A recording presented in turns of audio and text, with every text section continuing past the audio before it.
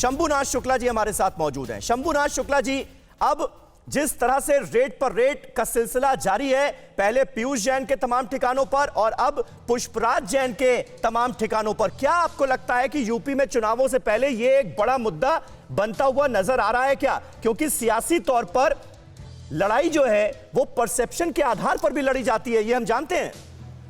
देखिए, बिल्कुल सही बात कह रहे हैं समीर आप।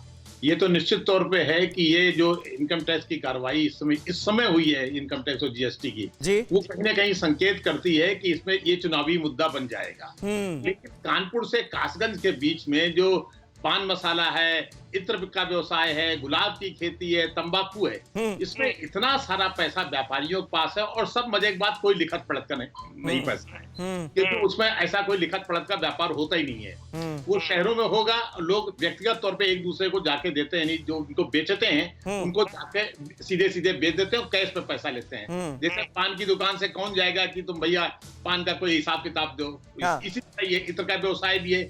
कुछ लोग इनके निश्चित ग्राहक होते हैं, उनको ही चला जाता है। तो इसमें अकूत धन है। दूसरे ये भी शक हो सकता है कि शायद हवाला का पैसा हो, पॉलिटिकल पार्टियों का तो हो ही सकता है, इसमें कोई बहुत ज्यादा गुरेज की गुंजाइश नहीं है, लेकिन हवाला का भी पैसा हो सकता है, क्योंकि इतना धन, इतना तो किसी ने नहीं सोचा था। मैं तो उस इलाके का रहने वाला हूँ कि उस इलाके में इतना अकूत धन होगा कि एक साधारण से व्यापारी बात जो छोटी कार से चलता है, जो स्कूटर से चलता है, उसके पास 300 करोड़ कैश मिल जाए और इतने ही 250-300 किलो सोना चांदी मिल जाए, इसका मतलब ये पैसा कहीं ना कहीं इसमें हवाला कारोबार भी सक्रिय है। इस तरह की बहुत सारी। नहीं, मुझे शंभुनाथ शुक्ला जी एक बात बताइए, आप कपीश जी की पार्टी और खुद अखिलेश यादव जो दावा कर रहे हैं कि भाई ये मिस आइडेंटिटी का केस है, पंपी जैन जो है इनके घर पर और ठिकानों पर छापेमारी होनी थी और पड़ गए छापे पीयूष जैन के घर पर, जो कि बीजेपी से संबंधित है, ये उनका दावा है। तो क्या ये मिस आइडेंटिटी हो सकती है? क्या ये हो भी सकती है, हो सकती है। आपने 28 दिसंबर को अपने इंटरव्यू में जो दिखा रहे थे कि जीएसटी वाले कैसे पीछा कर रहे थे, आपके अपने पुराने इंटरव्यू पे आते हैं जो आप दिखा रहे थे ना पंपी का, तो उसी में शायद ये भी आप लोगों ने कहा था, मुझे अच्छी तरह याद है कि जब वो टीम चली है सूरत से, तो कई जगह कि शायद यहाँ जाएंगे वहां जाएंगे, इस तरह से इन तक पहुंची पीयूष जैन तक, और बाद में लिंक उनको पुष्पराज जैन के नहीं पंपी जैन के मिले होंगे। अखबारों में या मीडिया में बहुत शुरू से कंफ्यूजन हो गया कि ये समाजवादी पार्टी जो इत्र लॉन्च करने वाले पंपी जैन है, लेकिन कोई भी इसमें पाक साफ हो ये तो साफ साफ नहीं कास्ता। पर इसमें कोई शक नहीं कि जो समय है और जिस तरह सरकार इसको बढ़ावा दे रही, इसमें कहीं ना कहीं पॉलिटिकल माइलेज लेने की कोशिश, पॉलिटिकल माइलेज लेने की कोशिश है। मनीष शुक्ला जी जवाब देना चाहेंगे? एक सवाल यह भी कि भाई डबल इंजन की सरकार है तो इतना काला धन इकट्ठा कैसे हो रहा था? यूपी के व्यापारी काला धन इतना इकट्ठा कैसे कर रहे थे, ये तमाम लोग जिनका नाम सामने आ रहा है? देखिए समीर जी, पहले मैं उस बात का जवाब देना चाहता हूं कि आइडेंटिटी मिस आइडेंटिटी का कहां से सवाल आता है। अगर पैसे बरामद हुए हैं तो यानी एजेंसीज ने सही काम किया है। दूसरा, चाहे जिसके ऊपर रेड पड़ रही उत्तर प्रदेश में, ट्वीट कौन कर रहा है? अखिलेश यादव कर रहे हैं। चैनलों पर चिल्ला कौन रहा है, शोर कौन मचा रहा है? समाजवादी पार्टी के लोग शोर मचा रहे हैं। या ये कहावत है ना, दाढ़ी में तिनका होता है, अगला सब जोड़ लीजिएगा। दूसरी बात मैं ये कहना चाहता हूं कि आखिर अगर पीयूष जैन हो, पंपी जैन हो, कोई XYZ हो, अगर उसके यहाँ रुपया बरामद हो रहा है, उसके बाद ये बौखलाहट क्यों है अखिलेश यादव में? जब वहां पड़ा था तो भी यही ट्वीट पे ट्वीट किए जा रहे थे, अभी पड़ा है तो फिर ट्वीट पे ट्वीट किए जा रहे हैं। उसके पूर्व जब पड़ा था 1 महीना 15-20 दिन पहले, तो IT के खिलाफ मोर्चा खोला इन्होंने, और अखिलेश यादव ने कहा अभी ED आएगी, CBI आएगी, तमाम आएगी।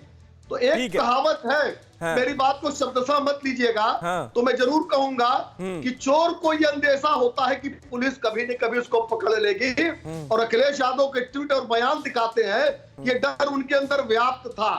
और रही बात की टाइमिंग की, तो टाइमिंग का सवाल इसलिए केवल खड़ा होता है कि जब IT रेड चुनाव के दौरान पड़ती है और पॉलिटिकल कनेक्शन पे पड़ती है, तो आप डिबेट करते हो, नहीं तो देश भर में लगातार इस तरह की रेट जीएसटी आईटी की पड़ती रहती है। लगातार इस तरह की रेट कहां हो रही थी यूपी में? मनीष जी आप देखिए, अब देखिए यहां पर सियासत का भी जिक्र हो रहा है, और सियासत में हम जानते हैं परसेप्शन का बहुत बड़ा खेल होता है। अब एक जहन में लोगों के सवाल आ रहा है ना कि भाई देखिए अखिलेश यादव के साथ बैठकर समाजवादी इत्र लॉन्च कर रहे थे और आज आईटी ने मार दिया छापा, अभी तक कुछ नहीं हो रहा था।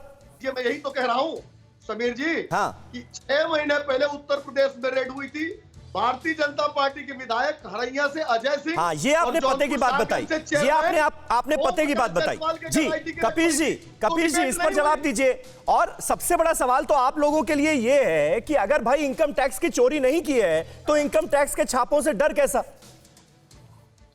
छापों से क्या डर रहे? अगर हम छापे से डर रहे थे तो ये कहते क्या कि जो जैन साहब क्या इन्होंने अपने जैन का छापा मार दिया हमारे कंफ्यूजन में, हम ये कहते। और आज आपके सामने प्रूफ हो रहा है।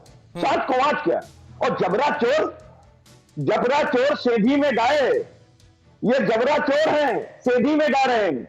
और कोई अगर बोले इनके खिलाफ न्याय के लिए आवाज उठाए तो उस पर प्रश्न खड़ा करते हैं। अरे 70 साल के भारत के इतिहास में 4 वरिष्ठ कॉलोनियल के जज सुप्रीम कोर्ट के निकले थे, क्या अपनी आत्मा की आवाज लेते, जिन्होंने कहा था कि नरेंद्र मोदी जी की सरकार से इस देश के लोकतंत्र और संवैधानिक संस्थाओं को खतरा है?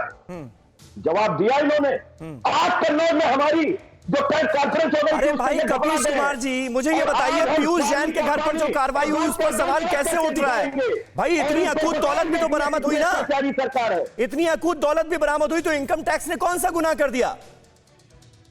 अरे ये इनकी तो दौलत है, और कितने इनके घर गई ये कौन जानेगा? चलिए ठीक है, मैं आता हूं कपिल जी मैं आता हूं आपके पास। आप बार बार ये दावा कर रहे हैं कि मिस आइडेंटिटी का केस है, छापे पड़ने थे, पंपी जैन पर पड़ गए, पीयूष जैन पर, इसको लेकर भी मैं सवाल आपसे पूछूंगा। न्यूज़ टॉप 9 रोज सुबह 7 बजे और शाम 7 बजे सिर्फ TV9 भारतवर्ष पर।